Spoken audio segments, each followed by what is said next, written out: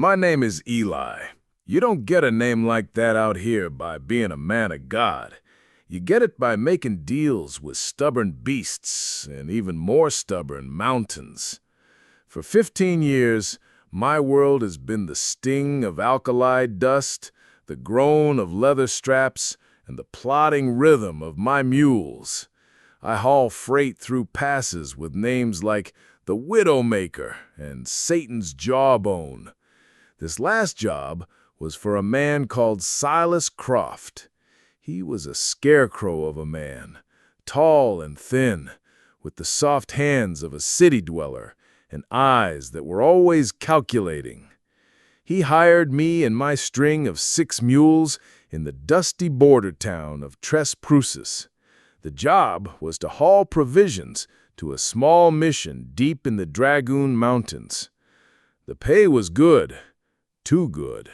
My lead mule is a she-devil named Delilah. She's smarter than most men and twice as mean. Yesterday, we were navigating the Serpent Spine, a ridge so narrow the wind tried to peel us off the mountain. That's when Delilah had enough. She planted her hooves. The mule behind her bumped her pack, and she bucked, a vicious sideways kick. The topmost sack on her pack went tumbling. It fell maybe 10 feet onto a rocky ledge below. The burlap split open, spilling a cloud of white flour. But as the dust settled, something else caught the sun. A glint of gold and deep crimson. It rolled out of the flour, a perfect, heavy disk. I tethered the mules and scrambled down the rock face. The thing was heavier than it looked. It was the size of my palm, solid gold, with a crest hammered into its face, an eagle strangling a serpent, the symbol of the Republic of Mexico. I didn't need to be a scholar to know what it was. A year ago, the pay chest for the northern garrisons was ambushed. The gold vanished, and with it, the governor of Sonora's official seal. They said a bandit known only as La Sombra, the Shadow, was responsible. And now, here it was, in my hand, fallen from a sack of missionary flour. My blood went cold. I looked up at Silas Croft. He hadn't seen. His story about the mission, his soft hands, his overgenerous pay, it all twisted into a new, ugly shape. These weren't supplies for priests. I was hauling the key to a stolen kingdom. Quickly, my hand shaking, I shoved the cold, heavy seal deep into the pocket of my canvas coat. The weight of it was an immediate reminder of the secret I now carried. When I climbed back up, my face was a mask of simple frustration. "Damn beast nearly sent the whole load over," I grumbled. Croft finally got his horse under control. "Is everything secure, Eli?" he asked. "As it can be," I said, avoiding his gaze. "Lost a good 20 pounds of flour. The mission will have to make do." He nodded slowly. "A pity. Let us press on." As I turned to lead the mules, I could feel the governor's seal pressing against my ribs. It was a loaded gun, and I had just pressed it against my own heart. The trail ahead suddenly felt unknown. I watched Croft now with a hunter's intensity. I noticed things I'd dismissed before. His hand always resting near his coat peacemaker, the bulge under his coat suggesting a second gun, the way his eyes never stopped scanning. He was watching for men. We reached the oasis of San Pedro just as the last light faded. It wasn't a town, more a collection of adobe hovels around a muddy spring, a cantina, a livery, and a dozen dark doorways. This was a place for men on the run, men like Silas Croft, and now, men like me. We made camp. I built a small fire. "A trying day," Croft said, settling across from me. He took out a small Bible. It was a prop, I realized, a piece of his costume. "This place is a nest of cutthroats," I grunted, stirring beans. "We should post a watch." Croft smiled. "An astute observation, Eli. But do not worry. A display of faith is often a better deterrent. He was testing me. His eyes were on me, not the scripture. He had to have his suspicions about the seal. Some men respect only gold and lead, I said. True, he replied softly, and some men, mule skinners for example, might be tempted if they stumbled upon something valuable. This was it. The dance was beginning. Mr. Croft, I get paid to haul, not to think, I said, my voice flat. All I saw fall from that sack was flour. I held his gaze, giving him nothing but stony-faced ignorance. He finally broke the stare. Of course, you are an honest man, Eli. Later that night, unable to sleep, I crept away to the cantina. Information was currency in a place like San Pedro, and I was suddenly a very poor man. The cantina was a haze of tequila smoke and quiet menace. I stood at the bar, ordered a whiskey, and listened. Two prospectors were talking. A year to the day, one rasped. The Sombra job. They say he was a ghost. I heard he had help, his companion muttered, an inside man. And I heard, the first one whispered, that he's looking to sell the prize. Not the gold, but the symbol, the big one, for a buyer who wants to be the new governor. A chill snaked down my spine. The seal was a tool, a kingmaker, and I had it in my pocket. As I turned to leave, a hand clamped down on my shoulder. I spun around. It was Croft. His Bible was gone, the pious mask replaced by something hard and cold. "Leaving so soon, Eli?" he asked, his voice dangerously low. "We have so much to talk about."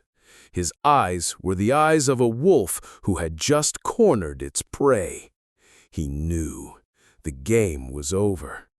At our camp, the fire had burned down to embers. "You are a terrible liar, Eli," he said. "A simple man wouldn't have gone to the cantina. You went looking for something. Or perhaps you went to sell something."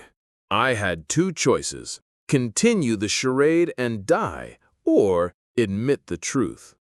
"Easy," I said. "You're right. I'm a liar." I pulled out the seal and tossed it on the ground between us. The gold glowed a dull, hungry red. Croft stared at it, then let out a slow, satisfied breath. A chilling smile played on his lips. He hadn't been certain. He'd been fishing, and I had taken the bait. "I knew it," he whispered. He picked it up, his touch reverent. "The power it represents."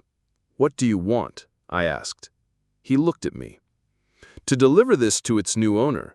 The missionaries were a convenient story. The truth is far more profitable." "This is for a man who wants to carve out his own nation," Croft explained. "A man named Martinez, though most call him El Buitre, the Vulture. He has an army. He has ambition, but he lacks legitimacy. This," he patted his chest, "is legitimacy. I am a broker," he continued. "I relieved the original thieves of the real prize, and now I will deliver it to El Buitre at his stronghold in the Sierra Oscura, the Dark Mountains." "And me?" I asked. "Where do I fit in?" "That is the question. My first instinct is to put a bullet in your head. It would be the cleanest solution. However," Croft continued, "I am a practical man. I've never been in the Sierra Oscura. You have the look of a man who knows this land. El Buitre's fortress is not on any map. You need me to guide you," I stated. "I need your expertise," he corrected. "Guide me to the rendezvous. When the transaction is complete, you will receive a life-altering share, more money than you could ever dream of." "And if I refuse?" Croft's smile vanished. "Then you are a loose end, and I am a man who ties up his loose ends. A fortune or an anonymous grave. The choice is yours. There was no real choice, not for a man who wanted to see the next sunrise. You have yourself a guide, I said, the words tasting like ash. Excellent, Croft said, his smile returning. We are partners now, Eli, a covenant. Get some sleep. From here on out, the trails are not friendly. I didn't sleep that night.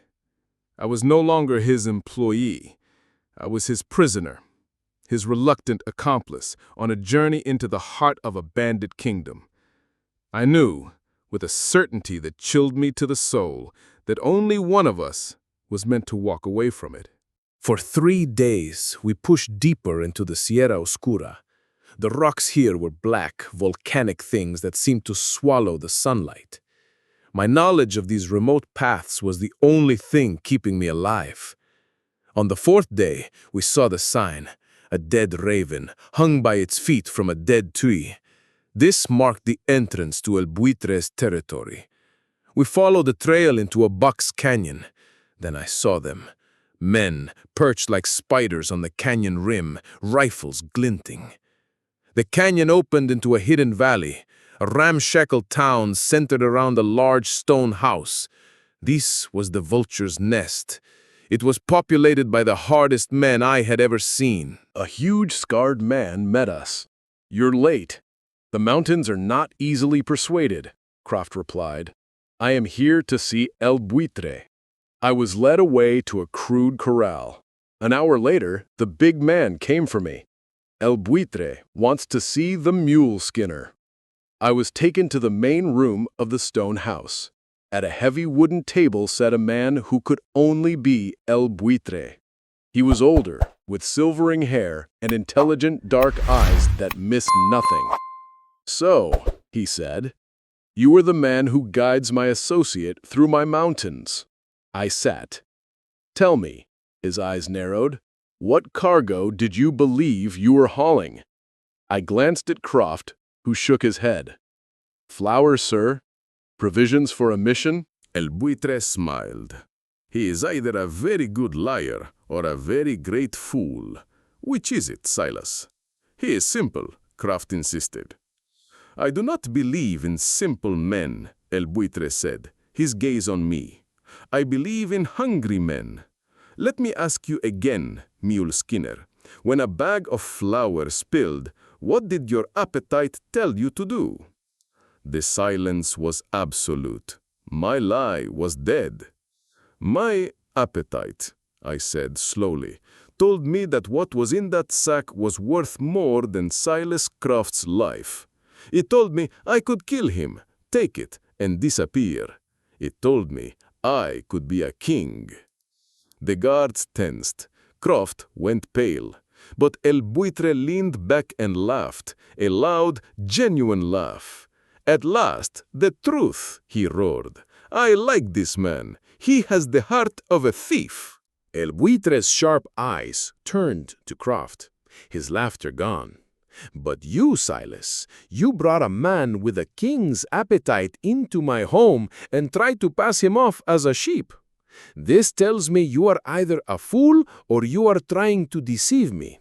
In my house, both are punishable by death." Suddenly, the guns in the room were pointed at Silas Croft. "The deal was for the seal," Croft sputtered. "I brought it to you." "You brought a complication," El Buitre corrected. "A witness." Croft, realizing he had been played, lunged for the seal inside his coat. It was his last mistake. Before he could clear the fabric, 2 shots rang out. Silas Croft staggered back, then collapsed to the floor. His grand ambition ended in a pool of blood. El Buitre calmly retrieved the seal from the dead man's coat. He admired it, then looked at me. "Well, Eli the mule skinner," he said, "it seems I have a job opening for a man who is not afraid to think like a king. Your payment, however, is a more complicated matter. I was his property now, a useful dog he'd feed until he had no use for me. They led me to a small windowless shack and barred the door. I was a prisoner. I could panic or I could think. My mind raced. I didn't need to win a battle. I just needed to create chaos. And my chaos was waiting in the corral. My mules. Hours passed. Outside, the sounds of celebration began. My final meal. Using the knife hidden in my boot, I scraped at the door hinge. Finally, when the moon was high, the hinges tore free. I was out. I moved through the shadows. The celebration was in full swing around a massive bonfire. I crept to the corral. "Easy, girl," I whispered to Delilah. "We're going home."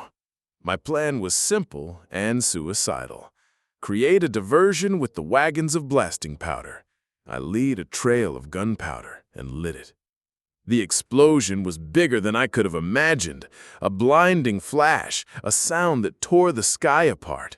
In that moment of chaos, I sprinted to the corral and threw the gates open. "Hee-yah!" I screamed.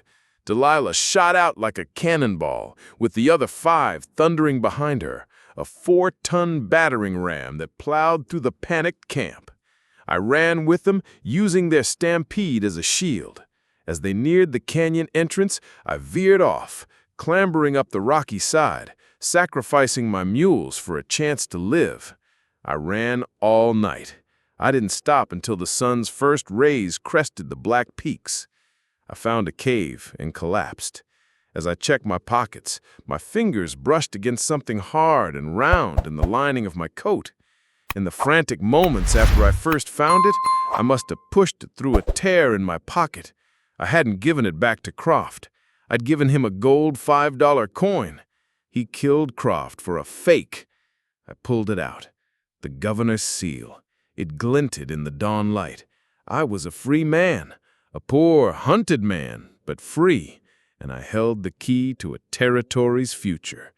I could throw it away, I could try to return it, or I could find a new buyer. A wry smile touched my lips. I was still Eli, but no longer just a mule skinner. My journey had just begun.